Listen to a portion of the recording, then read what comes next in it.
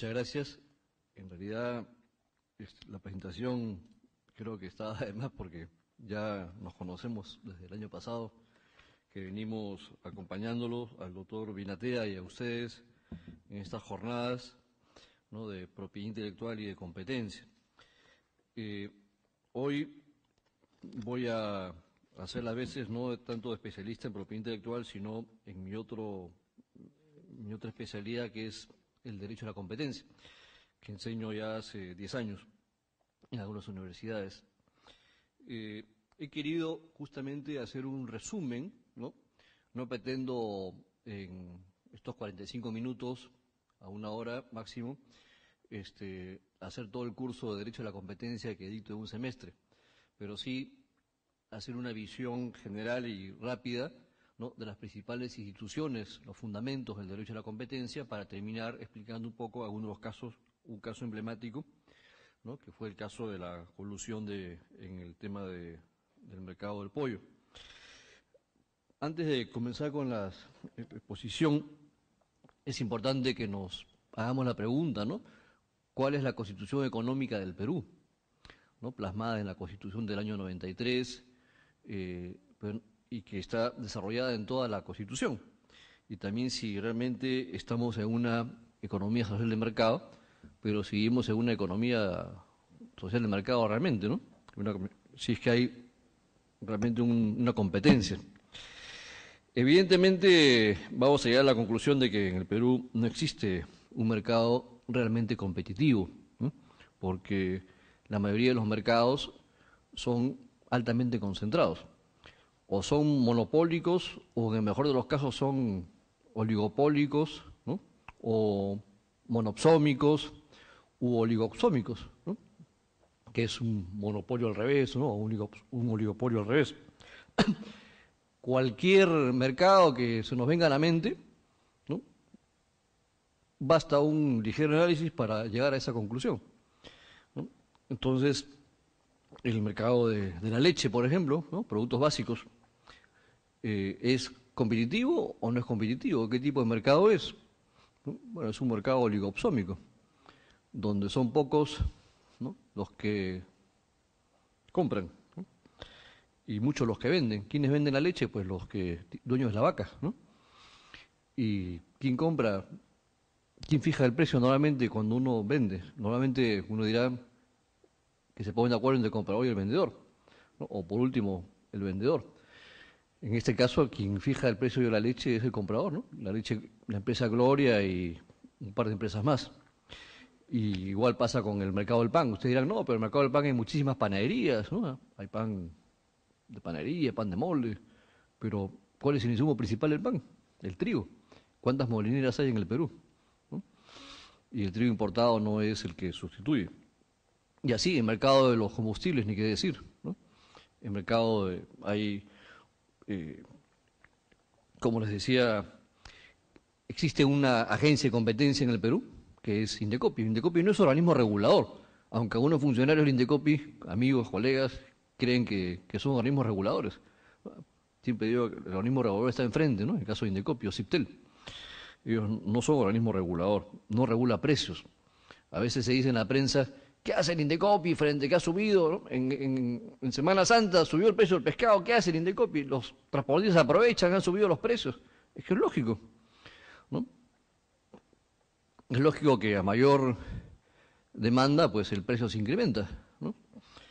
Lo raro sería que no subiera el precio en los feriados largos, ¿no? Y muchas veces las principales ventas se hacen en esas fechas, ¿no? O las flores, el Día de la Madre, el Día de los Muertos, el Día de San Valentín, ¿no? Y después ya bajan de precio.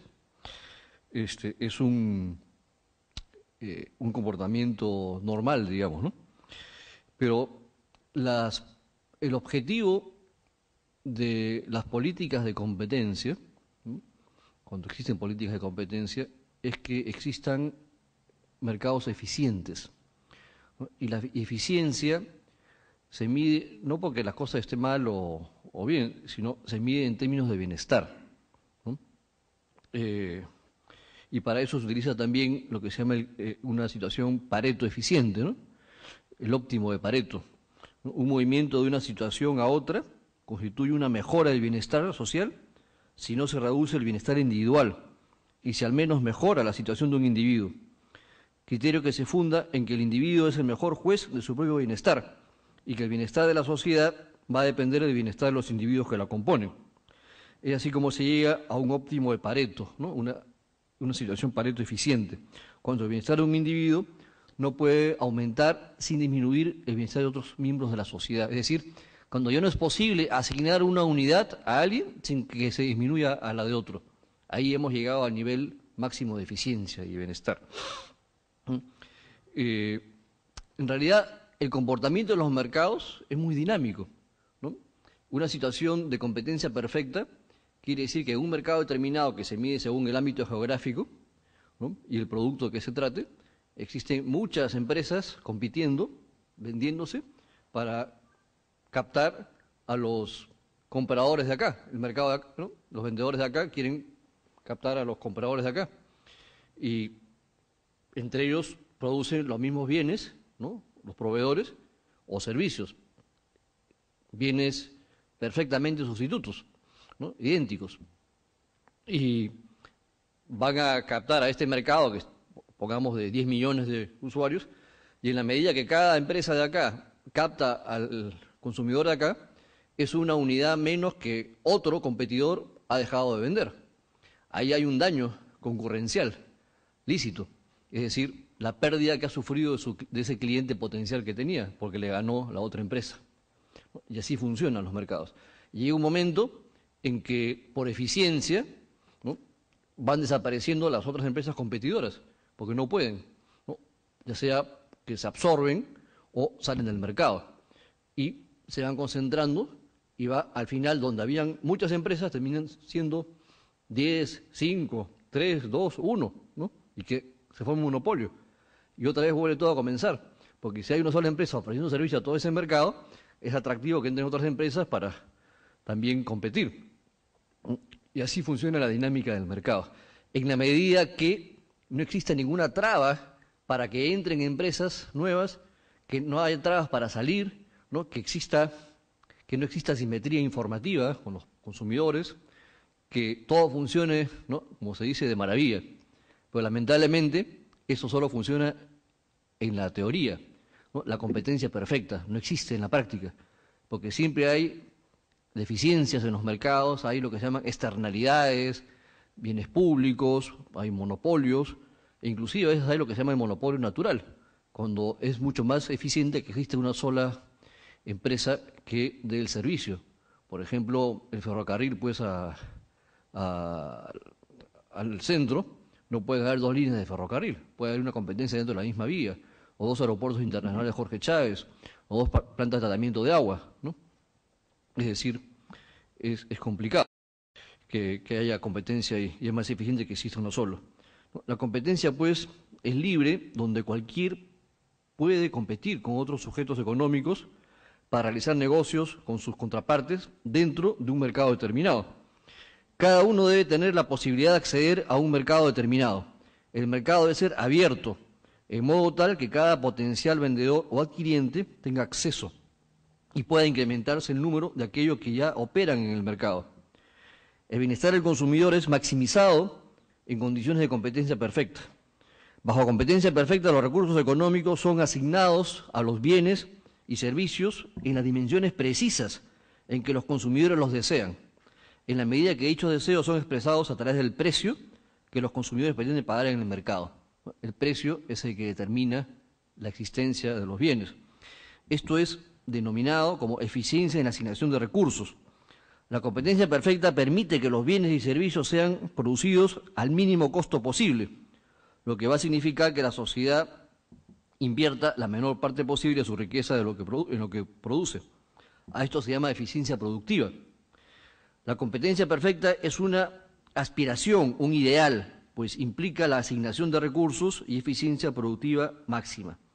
¿No? Competencia perfecta significa, pues, que en cada mercado particular haya un gran número de compradores y vendedores, todos produciendo cosas idénticas u homogéneas, que los consumidores tienen una información completa sobre las condiciones del mercado, que los recursos pueden fluir libremente de una a otra área de la actividad económica, que no hay barreras a la entrada al mercado que impidan la aparición de más competencia, que no hay barreras de salida que impidan a las empresas que lo desean salir de la actividad. Entre la competencia perfecta y el monopolio hay, por cierto, puntos intermedios. La mayoría de las empresas venderán productos que son ligeramente diferentes a los de sus empresas rivales, o contarán con algún grado de lealtad de sus consumidores, lo que significa que una elevación del precio pues no significa necesariamente una pérdida masiva de actividad del negocio. En tal sentido, ¿no?, se dice que existe una competencia monopólica, es decir, que por un lado un producto goza de cierto poder monopólico en relación con los productos de otros, y por otro lado que la lealtad del consumidor a una marca pues no es infinita, y que éste se decidirá por la marca de la competencia si los precios crecen demasiado. Además, es poco probable pues que el consumidor tenga toda la información del mercado, ¿no? Un empresario incurre en dos tipos de competencia ilícita, ¿no? La competencia ilícita se divide en la doctrina en dos tipos, en la llamada competencia prohibida y la competencia desleal. La competencia prohibida se presenta cuando por ley o por contrato se prohíbe a todos los sujetos, o a varios, o a uno solo, el ejercicio de determinada actividad económica. En este caso nos encontramos ante sujetos a los que se les niega el derecho de competir. Por otro lado, también nos hallamos frente a una competencia ilícita, pues, en el caso de la competencia desleal, como decíamos, la cual se presenta cuando, permitiéndose el ejercicio del derecho a explotar determinada actividad económica, se prohíbe, sin embargo, que tal competencia se realice, infringiendo un mínimo deber de corrección frente a los competidores. Presupone que se prohíben las formas defectuosas o incorrectas del ejercicio de aquel derecho. Estamos frente a un ilícito objetivo, donde no interesa la voluntad del sujeto. Hay una actividad concurrencial de la que hay que abstenerlo. Es un poco las diferencias entre la competencia prohibida, ¿no?, y la competencia desleal, ambos competencia ilícita. Porque muchas veces se confunden los términos, ¿no? A veces dicen, ¿no?, que el pirata, ¿no?, es una competencia desleal con el que vende productos originales, o el contrabandista, y en realidad no es competencia desleal, es competencia prohibida, ¿no?, porque está vendiendo productos ilícitos. Bueno, vamos a pasar rápidamente a unas exposiciones por PowerPoint para poder que ustedes se den una idea, aunque hemos tenido ya presentaciones de amigos que también han tocado temas vinculados a la competencia, pero creo que era necesario. En todo caso, disculpen la manía de siempre querer dar más información. Decíamos, ¿qué es la economía?, ¿no?, recordando un poco las clases del colegio. Es el estudio, pues, de la manera en que las sociedades, ¿no?, utilizan los recursos escasos para producir mercancías valiosas y distribuirlas entre los individuos de manera eficiente, ¿no? Y todas estas presentaciones se las van a pasar por correo electrónico. Hay tres preguntas básicas siempre en la economía, ¿no? Es decir, ¿qué bienes se producen y en qué cantidades? ¿Cómo se producen los bienes y para qué se producen? Y usualmente se conocen tres sistemas de economía, tres sistemas económicos, ¿no? La economía centralmente planificada o dirigida, las economías de mercado y economías mixtas, ¿no? Vamos a ver en cuál, y aquí, en realidad, más que clases de economía, es clases de historia, ¿sí? ¿Cómo era el Estado antes de los 90? ¿Cómo se comporta la economía centralmente planificada o dirigida? ¿Cómo se comporta el Estado, ¿no?, y frente a el comportamiento de una economía de mercado? El Estado de una economía dirigida es un agente económico más, ¿no? Es más, es el agente económico importante, mientras que en la economía de mercado el rol del Estado es ser un promotor, ¿no?, promotor de las inversiones, promotor de la competencia. El Estado de una economía dirigida es un Estado grande y burocrático. Recuerden que antes el Estado tenía todo tipo de bienes, ¿no? Es un Estado controlista, de precios, de bienes, de servicios, qué producir, qué calidad, normas técnicas obligatorias, subsidios, ¿no? La moneda no tiene mayor valor, el Estado es productor, es proteccionista, ¿no? Están los empresarios mercantilistas, ¿no? El Estado importa, ¿no? Recordamos lo de ENSI, ¿no? Es deliberante, el Estado decide qué se debe vender, qué se debe producir y qué se debe importar, ¿no? Y le dice a los particulares qué cosas es lo que tienen que vender y qué cosas no deben vender, qué bienes deben tener y qué bienes no deben tener, ¿no? El Estado papá. En cambio, en la economía de mercado decimos pues, que el Estado es promotor, generador de incentivos para atraer más inversiones, para promover competencias, es un Estado dinámico, tiene un rol subsidiario que muchas veces se olvida, ¿no? Ahí querían, pues, recuerdan Repsol, ¿no? Y cómo cayó la aprobación presidencial con ese tema. Las concesiones, no quiere decir que las empresas del Estado sean necesariamente malas, ¿eh? Todo depende de la gestión. El Estado en una economía de mercado pues no es burocrático y es orientado a la eficiencia, ¿no? En términos paretianos, es decir, al bienestar. ¿Cómo se comportan las empresas? Igual, ¿no? En una economía dirigida y en una economía de mercado. En una economía dirigida, pues las empresas son mercantilistas, ¿no? Como decíamos, tienen una oferta limitada. Antes decir Made in Perú era decir cualquier cosa, ¿no? Felizmente ahora sí estamos orgullosos de los productos peruanos, ¿no? Las empresas son dependientes del Estado, de lo que el Estado va a hacer o no hacer.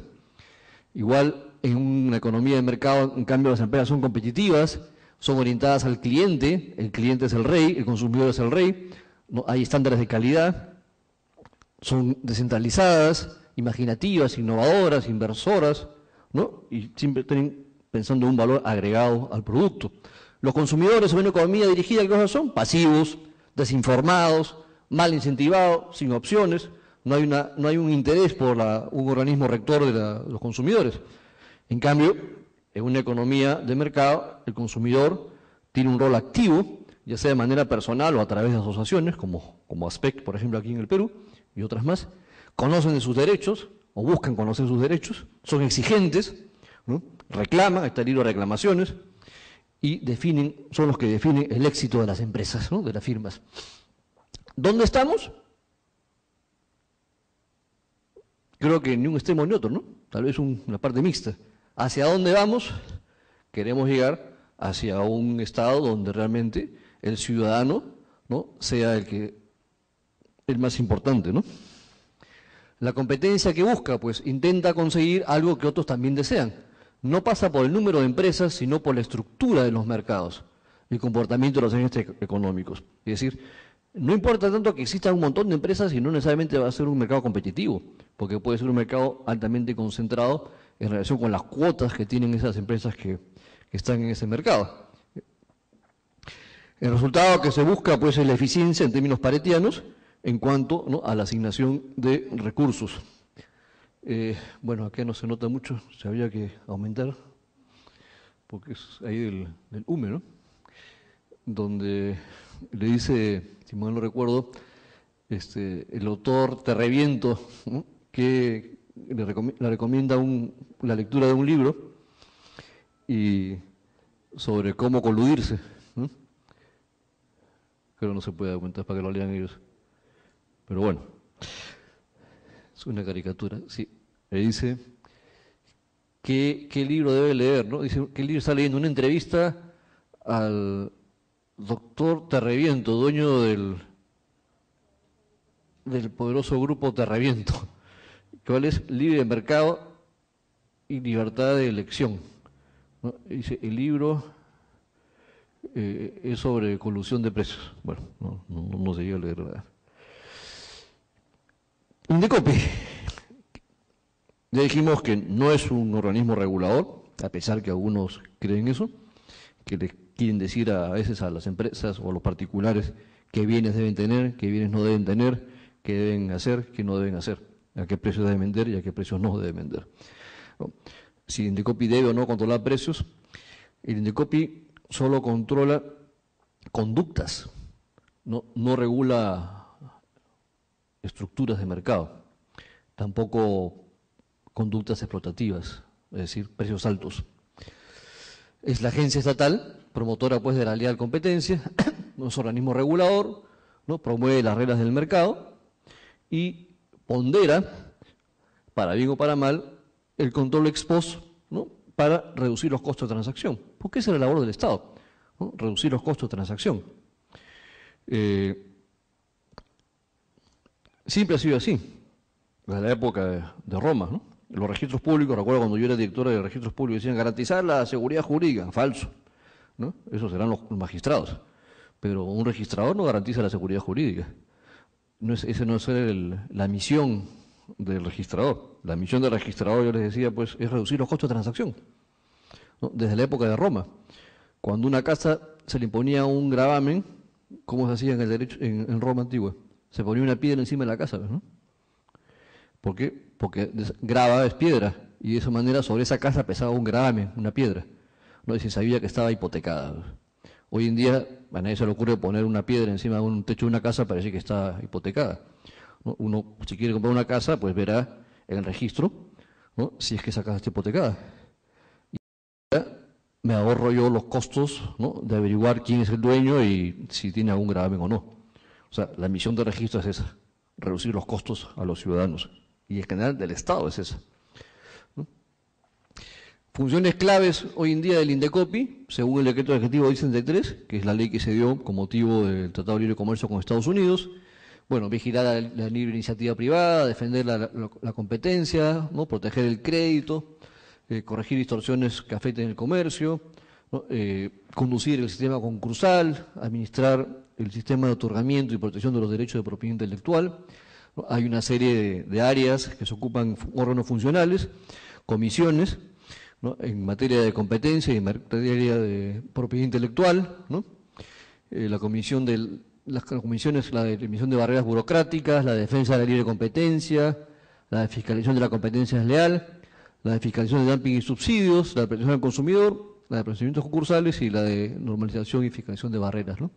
Y en el área de propiedad intelectual, pues la de signos distintivos, las dimensiones y la de derecho de autor, con un tribunal, ¿no? Con algunas salas que ven temas de competencia, derecho del consumidor y de propiedad intelectual, ¿no?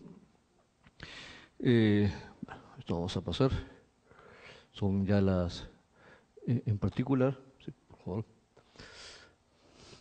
Vamos a la 1. La 1, estamos en la 0.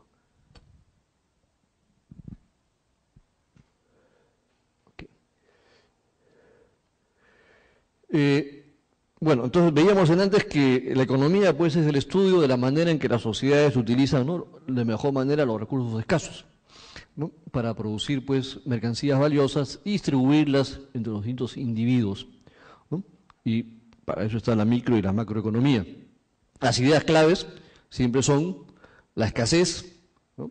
Tenemos bienes escasos, la eficiencia, ¿no? La economía pues produce eficientemente cuando no puede producir una cantidad mayor de un bien sin producir una menor de cualquier otro. ¿Cuáles son los problemas que se presentan en la organización económica? Pues qué bienes se producen, en qué cantidades, cómo se producen los bienes y para quién se producen esos bienes. Y como decíamos anteriormente, ¿no? Economías de mercado, economías dirigidas y economías mixtas, ¿no? Y los factores de producción, pues tierra, capital y trabajo, ¿no? Y bueno, la frontera de posibilidades de producción, el mercado, ¿no? No es el mercado de abastos, ¿no? Es el espacio, es el mecanismo por el cual pues compradores y vendedores de un bien o servicio van a determinar conjuntamente su precio y la cantidad, ¿no? Todo bien tiene un precio y se transmite una señal al consumidor y al productor, ¿no? Lo que Adam Smith pues llamaba la mano invisible, ¿no? La que te dice qué bienes, cuántos bienes requieren. Si el precio baja, ¿no? Quiere decir que hay demasiado stock, y si el precio sube es porque hay menos stock, ¿no es cierto? Siempre te dice cuánto se debe producir. Los mercados pues resuelven los tres problemas de organización económica a través del equilibrio de la oferta y de la demanda. De esa forma se equilibran dentro del mercado pues los compradores y los vendedores. Bueno, la mano invisible, como decíamos, ¿no? Recordando a Adam Smith, todo individuo racional busca su beneficio personal. Para ello es dirigido por esa mano invisible con el objeto de lograr lo mejor para todos, ¿no? Eso lo decía Adam Smith. En condiciones de competencia perfecta, los mercados extraen de los recursos existentes el mayor número de bienes y servicios útiles. Y hemos dicho que la competencia perfecta solamente se da en la teoría, ¿no? Las características, pues, de las economías de mercado en términos de comercio es que hay una especialización y una división del trabajo, el dinero es el medio de pago que va a facilitar el intercambio, y el capital generalmente es de propiedad privada, ¿no? Los individuos se van a beneficiar de su renta con ciertos límites, por cierto. ¿Cuáles son las funciones del Estado en una economía de mercado? El rol del Estado, ¿no? Por lo pronto, corregir las fallas que presenten esos mercados, es decir, los monopolios, ¿no?, las externalidades y los bienes públicos. ¿Cómo los corrige? ¿Combatiéndolos o fomentando la competencia? Ahí es la pregunta. En el Perú, el régimen constitucional no prohíbe, la Constitución actual no prohíbe, como sabemos, las concentraciones, ¿no? Es más, son totalmente libres. Los monopolios, los oligopolios son libres y al revés, los monopsonios, oligopsonios. Lo que se prohíbe es el abuso de la posición de dominio, ¿no?, que no se incurra en prácticas prohibidas. En cambio, y es más, cuando hay un tema de abuso de posición de dominio, ¿no?, vamos a verlo muy rápidamente también, si el tiempo nos lo permite, la regla de la razón, ¿no?, o la regla per se. Un poco la influencia europea y la influencia norteamericana. Pues implementar programas públicos que fomenten la equidad, alcanzar el crecimiento y la estabilidad macroeconómica a través de los impuestos, el gasto público y la regulación monetaria. Son algunas de las principales funciones de un Estado en una economía de mercado, ¿no? Bueno, acá hay algunos conceptos básicos, ¿no? La curva de demanda, la relación entre el precio de un bien y la cantidad demandada del mismo, ¿no? Y todo lo demás es constante, la ley de la demanda decreciente. ¿Cuáles son los factores que influyen en la variación de la demanda? Bueno, sabemos que es la renta media del consumidor, el tamaño del mercado, los precios de los bienes sustitutos, ¿no?, y las preferencias de los consumidores, entre otros, ¿no? Hablamos de curva de la oferta en la relación que existe entre el precio de mercado y la cantidad de productos que están dispuestos a producir y vender. ¿Cuáles son los factores que influyen en la variación de la oferta? Pues el costo de producción de los bienes, ¿no?, la tecnología, el precio de los factores, el precio de los bienes sustitutos y las políticas de gobierno también, ¿no? Y el equilibrio, pues, de la oferta y la demanda es cuando la cantidad demandada es igual a la cantidad ofrecida, ¿no? Y los desplazamientos de las curvas de oferta y demanda alteran, pues, al precio y la cantidad del equilibrio, ¿no? Bueno, esto vamos a pasar un poco para no confundirlos, tener los juegos Nash. Seguimos.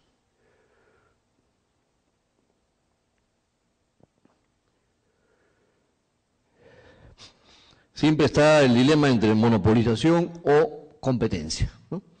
La mano dura del Estado versus la mano invisible, ¿no? Dejar que el mercado se arregle por sí solo. Sí, claro, si es que no hay intromisiones de ningún tipo, si es que no hay asimetría informativa, si no hay trabas para entrar al mercado, para salir, si no hay concentraciones, ¿no? El mercado puede funcionar por sí solo. Por el contrario, el Estado no puede desatenderse de su rol de árbitro, si no nos pasa como el último partido, ¿no?, que el árbitro más estaba con los uruguayos que con los peruanos. Entonces, tiene que arbitrar de manera adecuada, ¿no? No puede estar, es cierto, en una situación ex ante permanentemente, ¿no?, pero sí hacer controles ex post más adecuados. Debe haber o no control de fusiones, ¿no? Sabemos que las fusiones no son para ser malas, porque hay fusiones que van a traer beneficios, ¿no?, al mercado, a la competencia, por economía de escala pueden bajar los precios, ¿no?, a mayor volumen de las empresas, pero también una situación de concentración puede perjudicar, ¿no?, a los consumidores, y eso tiene que ser evaluado. En todos los países donde existen agencias de competencia hay control previo de fusiones, incluido Estados Unidos, ni qué decir de Chile, menos en Perú, ¿no? En Perú solamente hay control de fusiones en un sector, en el de energía eléctrica. Si dos empresas productoras, generadoras o distribuidoras de energía se quieren juntar, tienen que pedir permiso previamente al Indecopi, ¿no? En todo además no existe control de fusiones, y eso por una ley especial. Entonces, la naturaleza de la competencia, decíamos, la mano dura del Estado versus la mano invisible, ¿no? El impacto de la competencia en los precios, ¿no? La noción del precio competitivo y el equilibrio de la oferta y la demanda, ¿no? La competencia pues supone más que transacciones comerciales en el mercado. La competencia también es parte de una filosofía, de una mentalidad, ¿no? La libertad. La competencia interactúa en el quehacer diario de los individuos, ¿no? El rol del consumidor en un sistema de competencia. El beneficio pues de la competencia no solo se traduce en dinero, hay ganancias no cuantificables, un estado de bienestar, de satisfacción, ¿no? Los beneficios de la competencia pues promueve el progreso tecnológico, promueve la entrada al mercado de personas y empresas innovadoras, premia el esfuerzo, el cumplimiento de metas y objetivos, ¿no? Indicadores de productividad, ofrece libertad al ser humano para su desarrollo intelectual y en general. ¿Cómo ha variado el derecho a la competencia en el Perú? Bueno, en las constituciones siempre hemos tenido, por lo menos del siglo XX, ¿no? Una mención a la estructura de los mercados, ¿no? En la Constitución del año 20 decía, pues, se prohíben los monopolios y acaparamientos industriales y comerciales. Las leyes fijarán las penas para los contraventores. Solo el Estado puede establecer por ley monopolios de estancos en exclusivo interés nacional. Por ahí todavía hay unas bodeguitas, creo, en algunas partes dice estanco de la sal, ¿no? Artículo 16 de la Constitución del año 33, ¿no? Que dio Sánchez Cerro. Están prohibidos los monopolios de acaparamientos industriales y comerciales. La ley fijará las penas, ¿no? Un texto similar del año 20. Y el artículo 133 de la Constitución del año 79 dice, están prohibidos también los monopolios, los oligopolios, acaparamientos, prácticas y acuerdos respectivos en la actividad industrial y mercantil. La ley asegura la normal actividad del mercado y establece las sanciones correspondientes, ¿no? Entonces, hemos tenido ciertas menciones. A partir del año 85 se comienzan a ver ciertos cambios, pero no a nivel todavía de ley, sino de decreto supremo, ¿no? Se dio el decreto supremo 467 del 85 de Economía y Finanzas, que declara de necesidad y utilidad pública la protección del consumidor frente al abuso derivado de la posición de dominio del mercado. Ya no habla del monopolio, sino de posición de dominio. Fija como parámetro para considerar que una empresa o grupo de empresas tiene posición de dominio si esas empresas controlan el 75 y el 100% del mercado. Se establece que el régimen de precios regulados para las empresas comprendidas en este grupo. Estas empresas deberán presentar una declaración jurada periódica sobre sus costos de productos, gastos comerciales y de venta, gastos administrativos, financieros, márgenes de utilidad, sobre ventas y sobre inversión. Esta información servirá de sustento para la fijación de los precios regulados. Recuerdan ustedes qué pasó con los precios regulados, ¿no? Que fue la consecuencia de esa regulación de precios, el acaparamiento, la escasez. Luego se da el decreto supremo 467, también en el año 85, ¿no? Y finalmente, en el año 90, se da el decreto supremo 296, también de Economía y Finanzas, donde dice el Estado propicia la libre competencia, ¿no? Son actos que limitan la competencia a los derivados del abuso de la posición de dominio en el mercado, de prácticas monopólicas, oligopólicas, monopsómicas y oligopsómicas, ¿no? El abuso de esas prácticas y de acuerdos restrictivos. No la práctica como tal, sino el abuso de la misma, ¿no?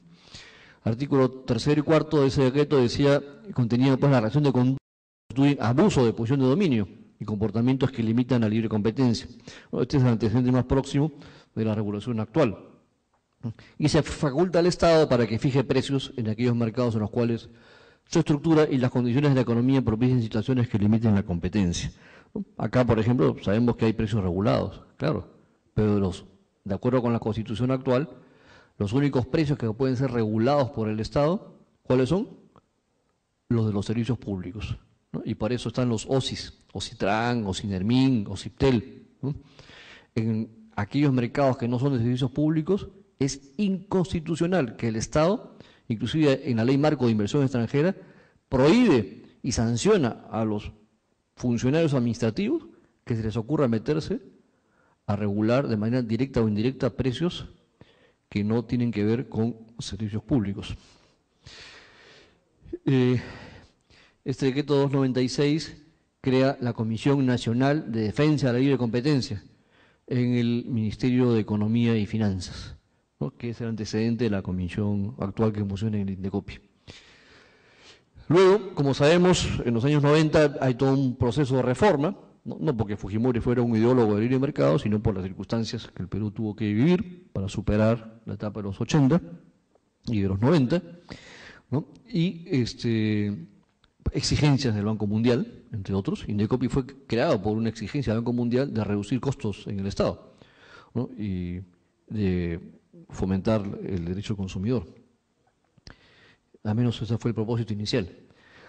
Hay una apertura de mercados, hay todo un tema de privatizaciones y de concesiones, abandono de esquemas controlistas, apuesta por la actividad privada en quehacer económico, se eliminan los subsidios, se acordarán del famoso Hurtado Miller, ¿no?, y que Dios nos ayude, pues desembalsó los precios que habían estado ¿no?, aguantados. La Constitución del año 93, hay ya un desarrollo más orgánico, hay un régimen económico, pero en toda la Constitución hay disposiciones acerca del modelo económico, ¿no? El artículo 58 nos dice que la iniciativa privada es libre, se ejerce en una economía social de mercado y que el Estado garantiza pues la libertad de trabajo, de empresa, comercio e industria, ¿no? Solo autorizado por ley expresa el Estado puede realizar subsidiariamente actividad empresarial. Y esto es importante, que esto inclusive fue desarrollado después por una ley en el gobierno de Paniagua, ¿no? El Estado no puede desarrollar actividad privada si es que no tiene una ley que lo autorice. Si se convoca una licitación para reparar una avenida, no puede entrar a esa licitación una entidad pública, el Ejército, el CIMA, porque tiene todas las de ganar, ¿no? O como antes el Estado se le ocurrió a través de la Fuerza Aérea, ¿no?, tenía una compañía de aviación comercial para rutas que podían fácilmente ser abastecidas por el sector privado.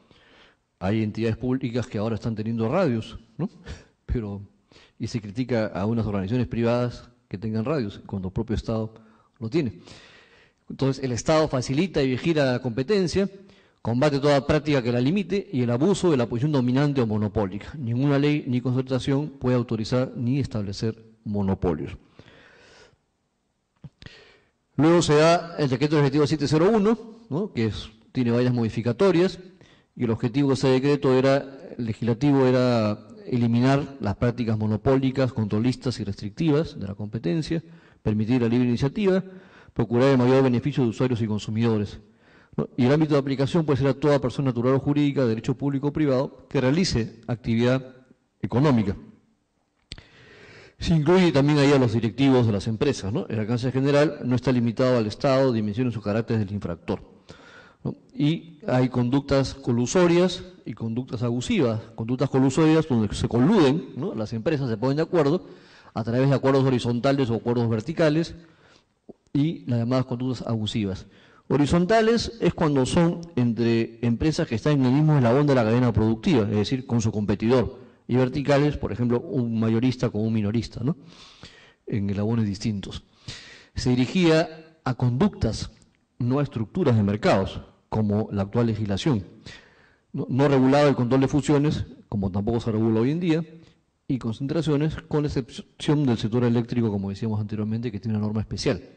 Hoy en día, el decreto legislativo 701 ha sido sustituido por el decreto legislativo 1034, ¿no?, que es la actual norma que regula, ¿no?, las prácticas anticompetitivas. El objetivo de esta norma, pues, igual que el anterior, prohibir y sancionar las conductas anticompetitivas con la finalidad de promover la eficiencia económica en los mercados para el bienestar de los consumidores. Un poco como lo que mencionamos al inicio, ¿no? ¿Cuál es el objeto? Pues el objetivo, promover la eficiencia económica. El objetivo de las políticas de competencia, que existan mercados eficientes. Eficiencia en el sentido paretiano de bienestar, ¿no?, donde ya no es posible aumentar una unidad a alguien sin disminuirle al otro. ¿Para bienestar de quién? Pues de los consumidores, ¿no? El ámbito de aplicación subjetivo es toda persona, y acá es más amplio que en el 701, ¿no?, que en el mercado oferte o demande bienes o servicios o cuyos asociados o integrantes realicen esta actividad, e incluye a los que ejerzan la gestión, dirección o representación.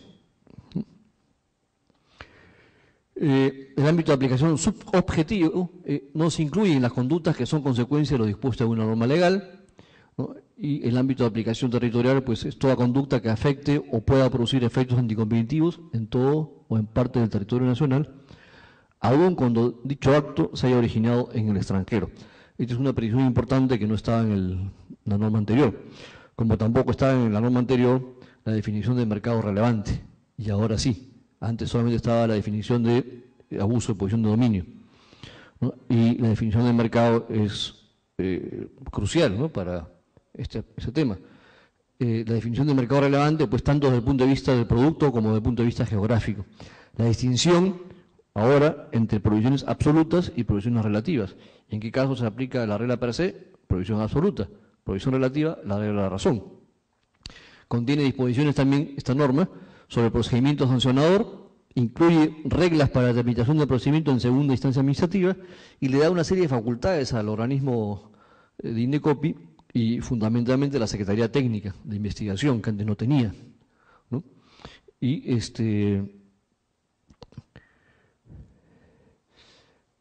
¿cuáles son las características de las prácticas sancionadas? Pues las conductas colusorias, como decíamos anteriormente, ¿no?, ya sean horizontales o verticales, las conductas abusivas, es decir, el abuso de la posición de dominio, ¿no? Entendámoslo que no regula los llamados precios abusivos, ¿no? No hay control de precios en el Perú, salvo en mercados de servicios públicos. Al igual que el decreto legislativo 701 anterior, la norma vigente sanciona pues los actos o conductas que limiten, restringen o distorsionan la competencia o constituyan abuso de la posición de dominio. Se dirige, insistimos, a conductas, no a estructuras de mercados. Y por eso es que no regulan el control de fusiones y concentraciones, con excepción del sector eléctrico, ¿no?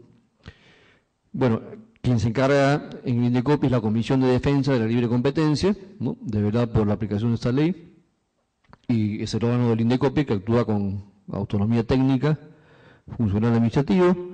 Es un órgano colegiado compuesto por 4 profesionales designados por el Consejo Directivo del INDECOPI por 5 años, ¿no?, y pueden ser designados por un periodo adicional y resuelven en primera instancia pues los procesos de su competencia, ¿no?, ya sea por acción de parte o de oficio, y pueden imponer las sanciones. La Secretaría Técnica, como les decíamos anteriormente, no me voy a detener acá, tiene hoy en día una serie de facultades que antes no tenía con esta norma, de investigación, ¿no?, y de actuación, ¿no?, en general. Aquí, sobre el acuerdo del Tratado de Libre Comercio con los Estados Unidos, lamentablemente se desaprovechó, a diferencia del capítulo de propiedad intelectual, que sí tiene todo un desarrollo, ¿no?, siendo el objeto principal el comercio, ¿no?, y sabiendo que en Estados Unidos sí hay control de fusiones y acá no, y la regulación es distinta de un país y el otro, se desaprovechó para normar el tema, ¿no?, de las prácticas restrictivas de la competencia. Y solamente el Tratado de Libre Comercio con Estados Unidos es una declaración de principios, de intercambio de información, pero no de una regulación especial, ¿no? El objetivo, dice, es proscribir conductas, implementar políticas de competencia, ¿no? Los estados deberán tener legislaciones que sancionen conductas anticompetitivas, que ya los tienen, ¿no?, y una autoridad encargada de aplicar esta norma, que ya las tienen. Se reconoce a la cooperación como un mecanismo importante para la aplicación efectiva de la legislación, ¿no? Como les decía, no se declara que el cobro de precios diferenciados sí está justificado por factores de mercado, no es incompatible, ¿no?, y tienen que informar entre las partes sobre los casos principales que se hayan resuelto en materia de libre competencia, ¿no? Hay un proceso de consultas y hay una serie de definiciones. Entonces, lamentablemente, no existe un capítulo, ¿no?, especialmente desarrollado sobre este tema, sino que se desaprovechó esa oportunidad.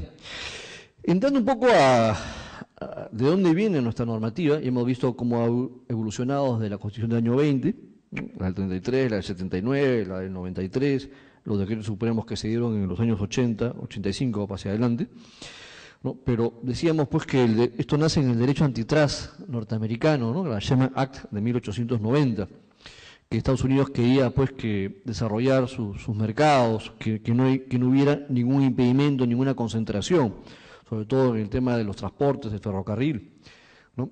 Y por eso que en la Sherman Act, ¿no?, que es la ley Sherman de 1890, todo contrato o combinación en la forma de cártel o de cualquier otro tipo de conspiración en restricción del mercado o intercambio entre los estados o con naciones extranjeras va a ser declarado como ilegal, ¿no? La Corte Suprema, en el año 58, este caso famoso de Northern Pacific versus el Estado norteamericano, ¿no?, señaló que la interacción de las fuerzas competitivas comportará una mejor asignación de nuestros recursos económicos, ¿no? El senador Sherman, cuando postuló la ley, decía: si no nos sometemos a un emperador, no nos deberíamos someter a un autócrata del comercio, con poder para impedir la competencia y fijar los precios de cualquier bien o producto, ¿no? La Sherman Act decía, pues, en el artículo 1, toda persona que celebre cualquier contrato o intervenga en cualquier combinación o conspiración ilegal de acuerdo con los términos de esta norma será considerada culpable de una falta y luego de ser condenada será sancionada con una multa que no excederá los 10 millones de dólares. En el caso de una corporación, o de 350 en el caso de cualquier otra persona. Se dice que con la Segunda Guerra Mundial, cuando desembarcaron los norteamericanos en Europa, ¿no?, entraron con las bayonetas en sus brazos y en la mochila con las leyes de competencia, efectivamente. Pero a diferencia de Estados Unidos, Europa había quedado devastada y necesitaba que sus empresas se volvieran fuertes, ¿no? Y Estados Unidos no quedó devastado, ¿no? Ahora lo que tiene es pánico por los atentados que sus propios ciudadanos muchas veces están haciendo. Pero nunca tuvieron una guerra, ¿no?, salvo en la guerra de sucesión, ¿no?, de mediados del siglo XIX. De modo que Europa pues tenía que levantarse, ¿no?, de los estragos de la Segunda Guerra Mundial, y por eso también se dio el Plan Marshall. Y lo que buscaba, más que prohibir concentraciones, era que las empresas no abusaran de su posición económica en el mercado. Y por eso es que no prohibieron el abuso, no prohibieron los monopolios ni los oligopolios, porque querían que sus empresas se volvieran fuertes, sino el abuso, ¿no?, de la posición de dominio. Y cuando se constituye el Tratado de Roma, que es la que constituye la Unión Europea, ¿no?, antes llamada Unión Económica Europea, decía el artículo 1, serán incompatibles con el mercado común y quedarán prohibidos todos los acuerdos entre las empresas, las decisiones de asociaciones de empresas y las prácticas concertadas que puedan afectar el comercio entre los Estados miembros y que tengan por objeto o efecto impedir, restringir o falsear el juego de la competencia dentro del mercado común. Es decir, medían el efecto de impedir, ¿no?, los efectos más que la concentración en sí misma, ¿no? La finalidad, pues, guarda similitudes con la Sherman Act, sin embargo, tiene dos elementos importantes, ¿no?, la conducta coordinada, ¿no?, la colusión, y el efecto anticompetitivo, ¿no? Hay que medir el efecto. Si no hay un efecto competitivo, a pesar que la conducta se ha dado, entonces no hay problema. Entonces, habrá que verificar las consecuencias, pues, de la conducta en el mercado. ¿Cómo es sabiendo ya estos dos sistemas, el americano y el europeo, cómo es que estamos en el Perú, ¿no? ¿Qué sistema seguimos? Un poco un sistema mixto, ¿no?, aunque más tendencias al sistema europeo.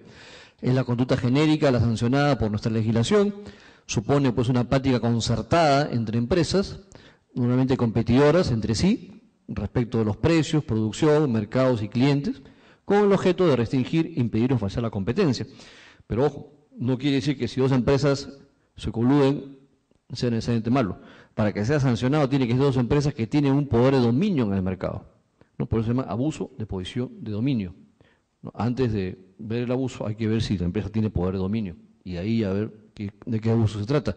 Y si se trata de un abuso, ver qué efectos ha tenido ese abuso, ¿no? Si está bajo la regla per se o si está bajo la regla de la razón. Si es por la regla per se, no importa el efecto que haya tenido, igual te sanciono. Te pasaste de luz roja, te pongo una multa. En automático, hay una camarita que le toma la foto y no importa qué pasaba dentro del carro, ¿no? Igual te sancionan. En cambio, la regla de la razón, ¿no?, verá cuáles son los efectos que se produce en el mercado, ¿no? En este caso, pues, el perjudicado, ¿quién es? El consumidor, principalmente, porque las empresas ya no tienen el derecho de competir, ahora tienen la obligación de competir, ¿no? Y también, pues, los perjudicados, además del consumidor, son los competidores y los proveedores, ¿no? Hay un aumento de precios o de reducción de la producción de manera artificial. Vemos el artículo 11 de la ley, habla sobre las prácticas colusorias, ¿no? Se entiende por prácticas colusorias horizontales, los acuerdos, las decisiones, las recomendaciones, o las prácticas concertadas realizadas por agentes económicos que tengan por objeto u efecto restringir, impedir o falsear la competencia. Y se entiende por prácticas colusorias verticales, ¿no?, de aquellos que operan en las mismas prácticas, pero efectuadas entre aquellos que operan en distintos planos de la cadena de producción, de distribución o de comercialización, y que tengan el mismo objeto, ¿no?, o efecto, que es restringir, impedir o falsear la competencia. Cuando hay una colusión vertical, al menos una de las partes involucradas tiene que tener de manera previa al ejercicio de la práctica posición de dominio, como decíamos anteriormente. Y con las prácticas colusorias verticales pueden consistir en las conductas señaladas como supuestos de abuso de posición de dominio o como prácticas restrictivas de la competencia. Normalmente se producen prácticas colusorias a través de los llamados acuerdos colusorios, ¿no? Se coluden, donde es un concierto de voluntades entre varios operadores para hacer una conducta que restrinja la competencia. Basta la bilateralidad y el consenso. No necesariamente hay un contrato, ¿no? No van a hacer las empresas un acta de colusión, un contrato de colusión, ¿no? Es muy difícil probar, porque no hay eso. Entonces, muchas veces son indicios. Tienen que pedir interceptación de las comunicaciones, ¿no?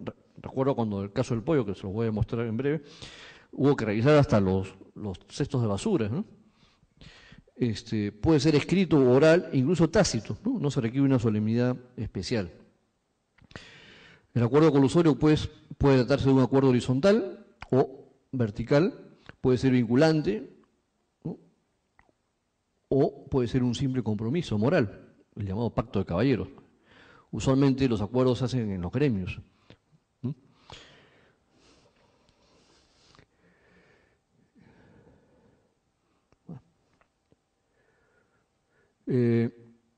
Se da el objeto de las modalidades de prácticas colusorias, lo vemos en fijación de precios, limitación o control de producción, reparto de clientes, concentración de calidad, discriminación injustificada de condiciones entre competidores, subordinar la celebración de contratos a aceptar prestaciones adicionales que no guardan relación con tales contratos, las llamadas ventas atadas, ¿no?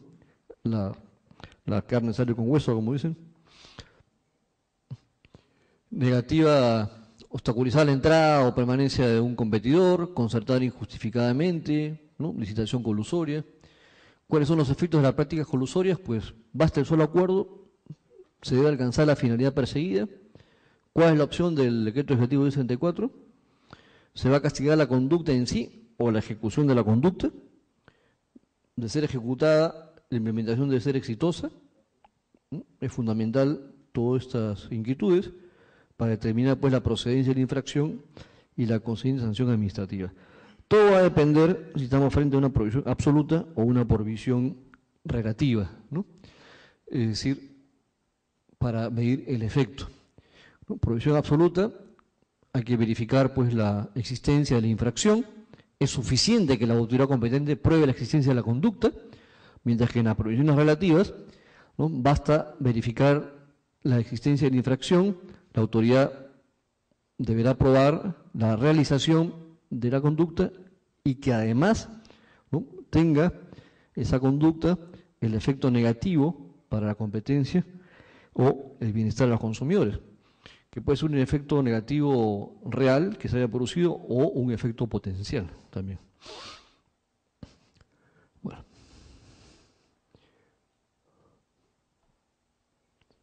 Vamos corriendo.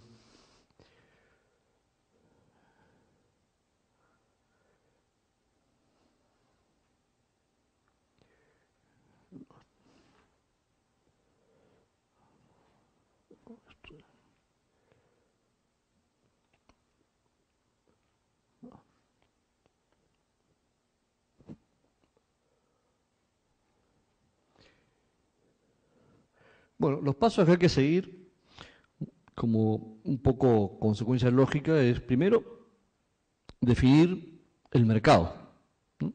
El mercado relevante. Es decir, qué bienes y servicios se considera que compiten en ese mercado, en ese espacio geográfico, con el de la empresa cuya posición en el mercado se quiere determinar y dentro de qué espacio geográfico se da tal competencia. Y en el mercado relevante, el tema de los bienes, no necesariamente son los mismos bienes, pueden ser bienes sustitutos. Si yo voy a analizar el mercado de los fósforos, tengo que comprender ahí también el mercado de los encendedores, ¿no? Pero de repente el mercado del café instantáneo no es el mismo mercado del café soluble, ¿no? A veces las características físicas que difieren, ¿no? Y pueden formar parte del mismo mercado a pesar de que tienen características físicas distintas. También el grado de las conductas, los gustos de la población pueden hacer que difieran los mercados. Se decía que en el tema del pollo no se analizó bien el tema del sustituto, ¿no? En esa época. Determinar el grado de, una vez que se ha determinado el mercado, hay que determinar el grado de concentración que existe en ese mercado, ¿no? ¿Cuántas empresas operan? ¿Cuál es la cuota de mercado que tiene cada empresa? ¿No? ¿Cuál es el poder real que tiene esa empresa en el mercado relevante? Y finalmente determinar si se abusó o no de esa posición, ¿no? ¿Qué conducta? Si incurrió en una práctica, en una prohibición absoluta, pues la sanción simplemente es por la conducta que se haya hecho, y si es una prohibición relativa, ya hemos dicho que se verá el efecto de la misma, además de la conducta, ¿no?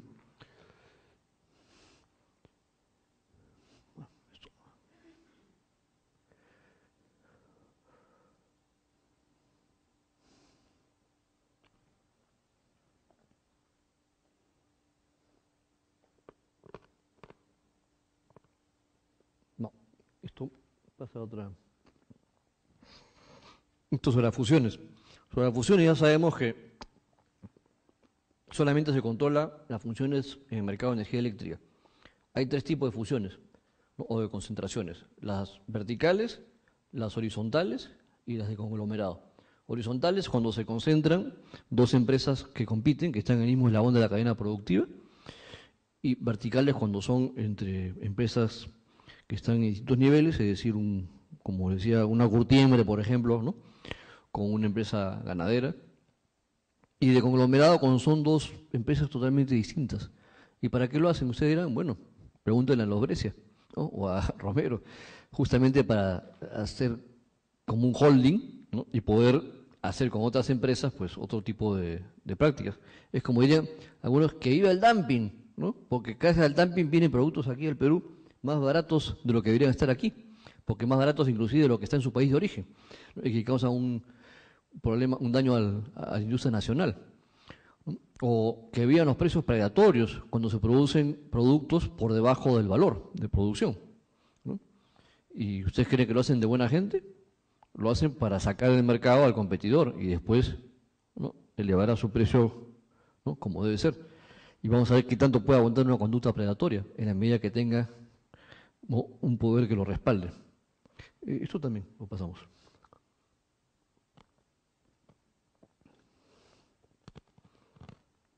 Esto también lo vamos a ver después en otra sesión, tema de regulación.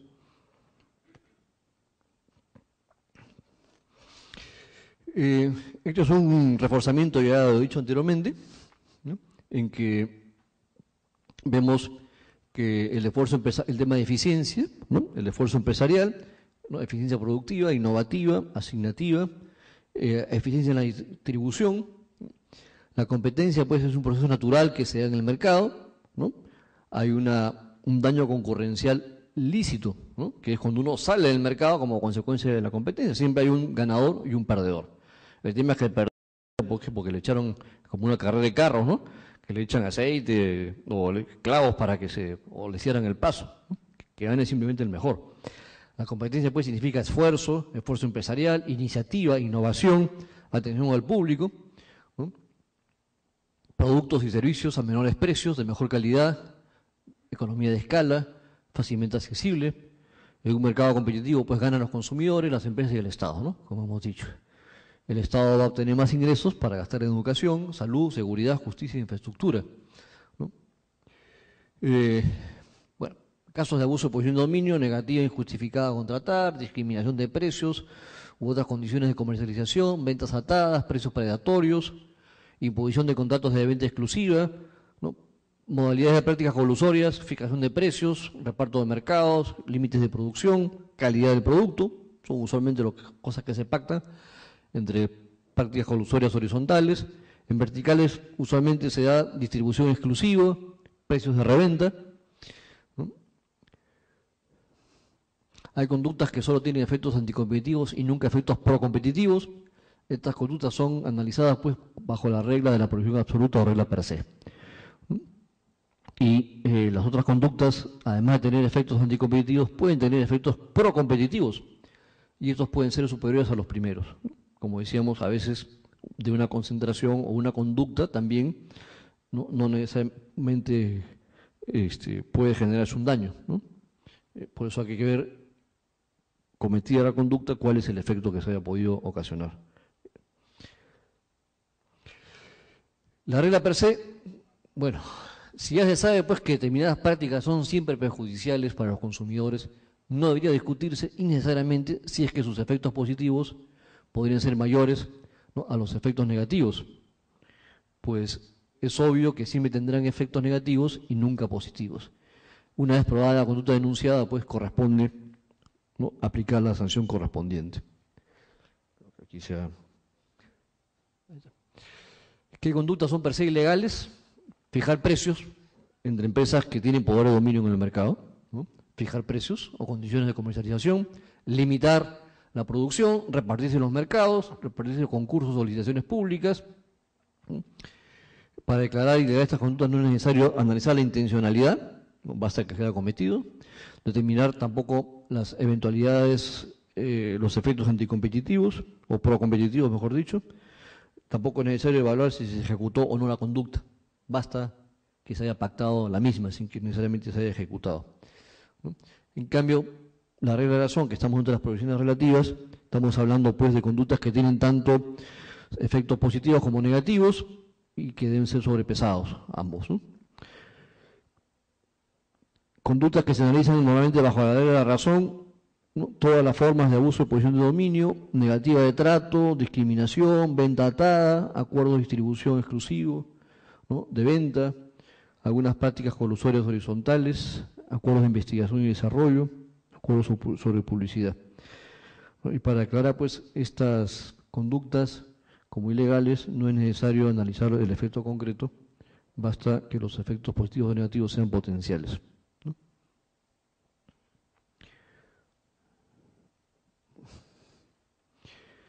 Bajo la vigencia del decreto legislativo 701, se dio en Indecopi, por ejemplo, la resolución 206 del 97, ¿no?, el caso SIVA, donde, en la empresa de transporte SIVA, donde se señaló pues que los acuerdos de fijación de precios y reparto de mercado serán per se ilegales cuando tengan como finalidad y efecto único y esencial restringir la competencia, es decir, cuando sean acuerdos desnudos o puros, ¿no? Por otro lado, la resolución 276 del 97 del Tribunal de Defensa de la Competencia, en el caso del pollo que vamos a presentar en breve, dice: las concentraciones de precios, reparto de mercado, reparto de cuotas de producción y limitación en control de producción deben sancionarse de acuerdo a la regla per se, ¿no?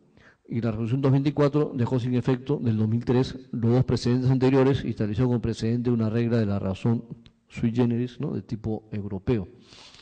Como decíamos anteriormente, el decreto legislativo 1034 ha derogado el 701, ¿no? Y este decreto legislativo recoge en su mayor parte, ¿no?, la regla per se bajo las prohibiciones absolutas para los acuerdos horizontales desnudos intermarca de fijación de precios u otras condiciones de comercialización, repartos de mercado, límites de producción y reparto de licitaciones. Bueno, esto vamos a...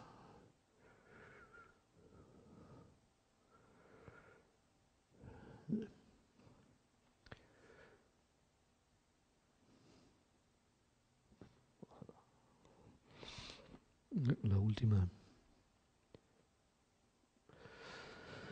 Bueno, aquí un poco recapitulando como parte final, dice, ¿no?, las prácticas horizontales, ¿no? Una práctica conducta comercial pues se define como horizontal cuando la ejercen agentes que pertenecen a un mismo mercado relevante, como hemos señalado. Las dos principales conductas horizontales son la colusión y las concentraciones empresariales, ¿no? La colusión es decir, cuando se coluden, cuando se concertan, ¿no? Ese comportamiento colusivo perfecto se refleja en la fijación de un precio monopólico por parte de todas las empresas en el mercado. La colusión puede ser identificada como la conducta maximizadora de las empresas en el mercado, pero que maximiza también los beneficios conjuntos. El comportamiento colusorio perfecto, donde todas las empresas están coludidas, equivale al comportamiento de una sola empresa maximizadora de beneficios, el famoso trust de los Estados Unidos a fines del siglo XIX. Por eso se dan las leyes antitrust que hemos mencionado. ¿Cuáles son las condiciones que normalmente facilitan el acuerdo, la existencia de acuerdos colusorios? ¿No? Hay condiciones que pueden hacerse los acuerdos colusorios menos inestables, internas, por ejemplo, condiciones bajo el control del grupo de empresas que han formado parte del acuerdo, sanciones que se le impondrán a las empresas que no cumplen con ese acuerdo, costos de organización, etcétera. Y condiciones externas como las que están fuera del control de las empresas que participan en ese acuerdo, la sustituibilidad del producto, reputación de la agencia de competencia, nivel de sanciones establecidas en las normas de competencia. Las condiciones que facilitan el éxito de los acuerdos colusorios, aunque a la larga muchas veces no tienen éxito porque siempre se produce a alguien que deserta, ¿no? Ya sea porque denuncia el acuerdo o porque simplemente se sale para poder aprovecharse, ¿no? Hay una estabilidad externa como la existencia de pocos sustitutos, ¿no? Productos relativamente homogéneos, alta concentración industrial en el mercado, existencia de barreras a la entrada del mercado, baja probabilidad de detección, expectativa de sanción baja, existencia de gremios, comités, asociaciones empresariales organizadas. Todos esos gremios usualmente son organizaciones para colusión. En Estados Unidos, si dos banqueros importantes están almorzando en un club, pues se presume que ya están coludiéndose. Bajos costos de monitoreo, elevadas sanciones internas por incumplimiento de acuerdo, ¿no? ¿Cuáles son las políticas públicas frente a las conductas colusorias? Pues la mayoría de países que tienen políticas de competencia sancionan, ¿no?, fundamentalmente los acuerdos explícitos, es decir, la colusión implícita o tácita no es sancionada. El estándar internacional bajo el que se sancionan los acuerdos colusorios explícitos es el de la regla per se, ¿no? Solo se requiere probar que el acuerdo se realizó, no es necesario analizar sus efectos para determinar la ilegalidad de la conducta. En general, se trata como una excepción a la regla per se a los acuerdos destinados a realizar conjuntamente bienes o servicios con un elevado contenido de investigación, ¿no?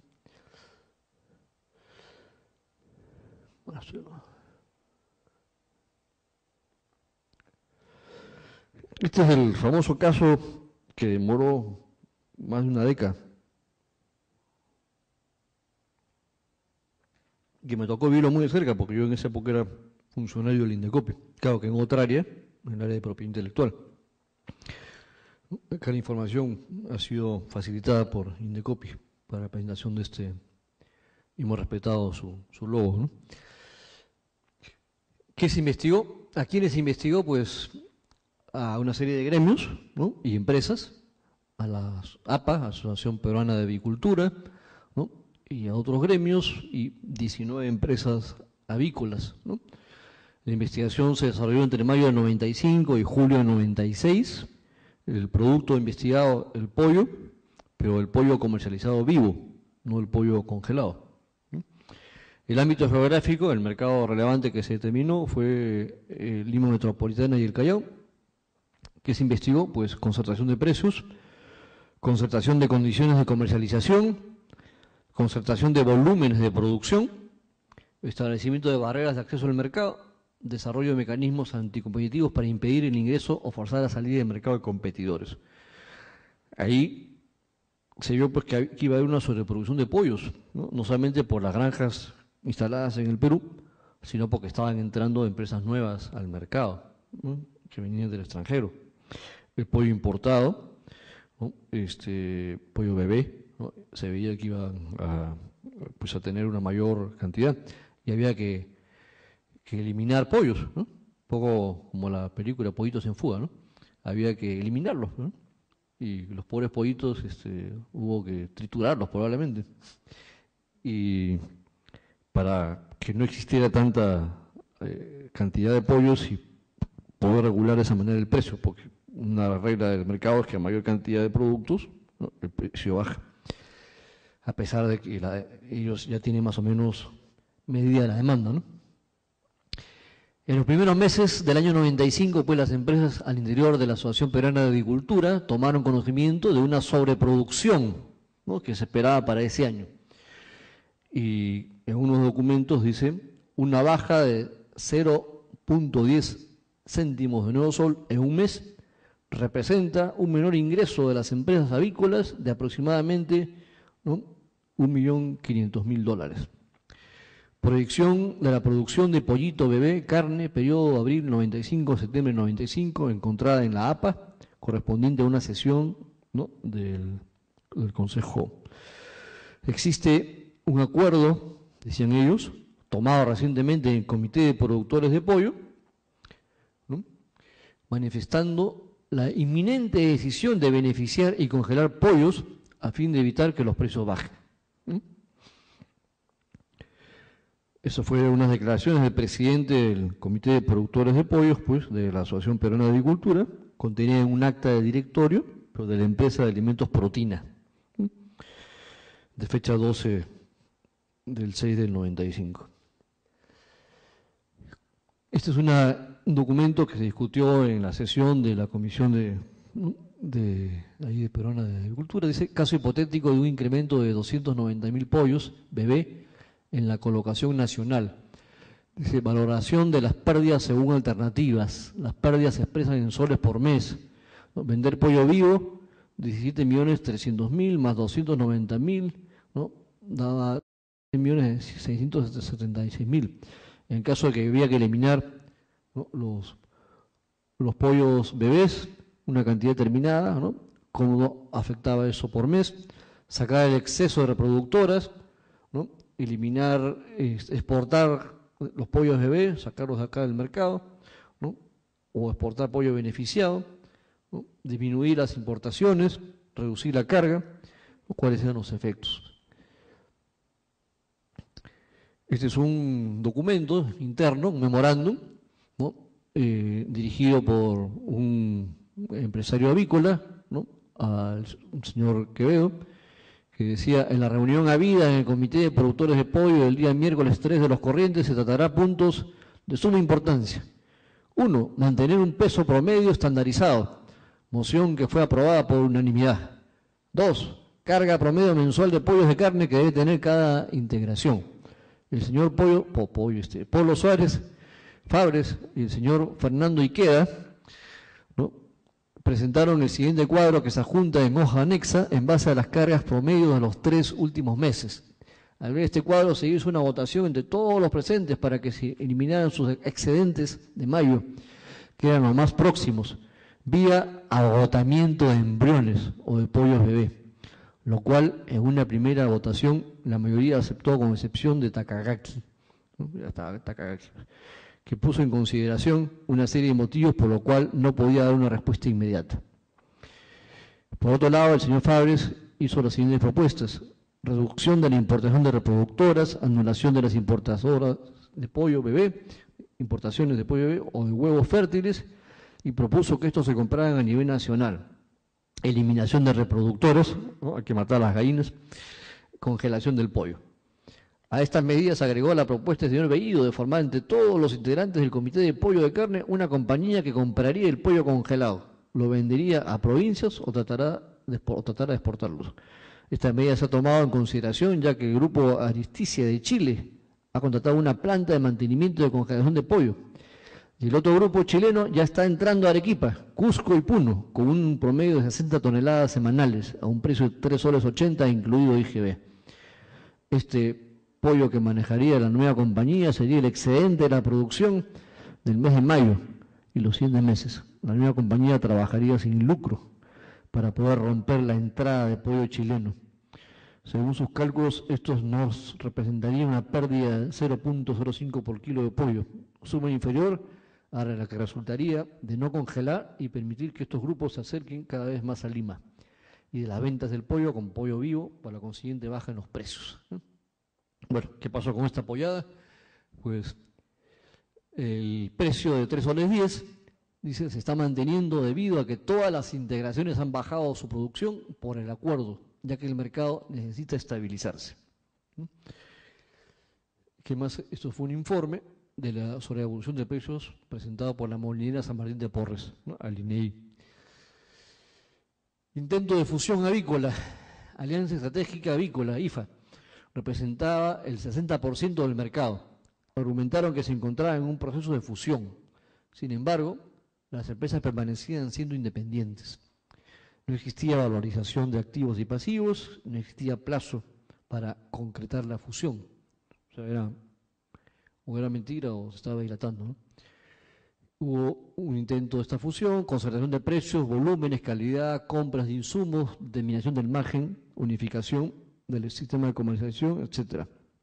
Se vio acaparamiento de capacidad productiva de las granjas o de las plantas de incubación de terceros. Había una labor de lobby ante entidades financieras, comerciales y gubernamentales.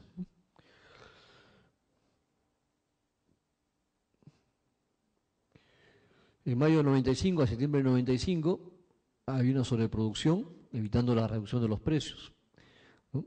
Septiembre del 95, 9 bajaron a 2,8, promedio de variación menos 3,2, ¿no? 5 subieron a 2,42 en octubre del 95, una variación de 20,8, ¿no? 8 subieron a 2,54, con un promedio de variación de 5%, ¿no? 7 subieron a 2,71, 2 subieron a 2,68, con un promedio de variación de 2,2. También en noviembre del 95 se dieron, ¿no?, una serie de estadísticas a la baja, con un promedio de variación de menos 2 y menos 4. En enero del 96 igualmente, ¿no?, está la estadística medida por la Asociación de Agricultura, ¿no?, y vemos cómo fueron variando en los años, ¿no?, inmediatos. 5 bajaron a 2,54, un promedio de variación de menos 9,2. Y acá vemos, ¿no?, el precio del pollo de carne por kilo, ¿no?, de las empresas investigadas entre abril y julio del 96 en soles, ¿no? Agropecuaria del Pilar, El Palomar, Rocío, Rosmar, Avícolas Asociadas, Galep, ¿no?, San Martín, Corporación Ganadera, Mayo, Redondos, ¿no?, Protina. Las sanciones pecuniarias fueron calificadas como muy graves las infracciones debido al perjuicio a los consumidores, ¿no?, debido también a la importancia del pollo en la canasta básica, a la modalidad de las prácticas encontradas, la dimensión geográfica, ¿no?, del Lima y Callao, participación del mercado de las involucradas, el 80%, ¿no?, es decir, todas las empresas juntas tenían el 80% del mercado, de las que se habían coludido, ¿no? Beneficios extraordinarios obtenidos, ¿no?, daño a competidoras actuales y potenciales, esos chilenos que querían entrar, duración de las prácticas, ¿no?, entre mayo del 95 y junio del 96, y las infracciones fueron calificadas como muy graves, como les decíamos, imponiendo las sanciones que ahí aparecen, ¿no?, de Asociación Peruana de Agricultura, APA, 50 UITs, Molinera San Martín, ¿no?, 220 UITs, Molinos Mayo, 450 UITs, Redondos, 100 UITs, Redondos de la empresa del empresario que acaba de fallecer hace poco, ¿no?, Fabre. Y esto fue a través de la resolución 276 del 97, Tribunal de Defensa de la Competencia, ¿no?, y en la segunda instancia. El precedente que se emitió con esa resolución decía: las entidades gremiales pues se encuentran comprendidas dentro del ámbito de aplicación del 701, también lo están ahora con el 1034. Existen acuerdos de cooperación entre empresas que no restringen la competencia, por ejemplo, obtención de información y publicidad en común. Concertación de precios, repartos de mercado, repartos de costes de producción y limitación o control de la producción son sancionables mediante la regla per se. Bueno, eso es un poco, creo que el doctor Binatea podrá comentarles en adición lo que pasó en instancia judicial con ese caso, ¿no? Que también tuvo su, como le digo, un poco más de 10 años, creo. Muchas gracias, doctor Ugarteche. Un aplauso, por favor, para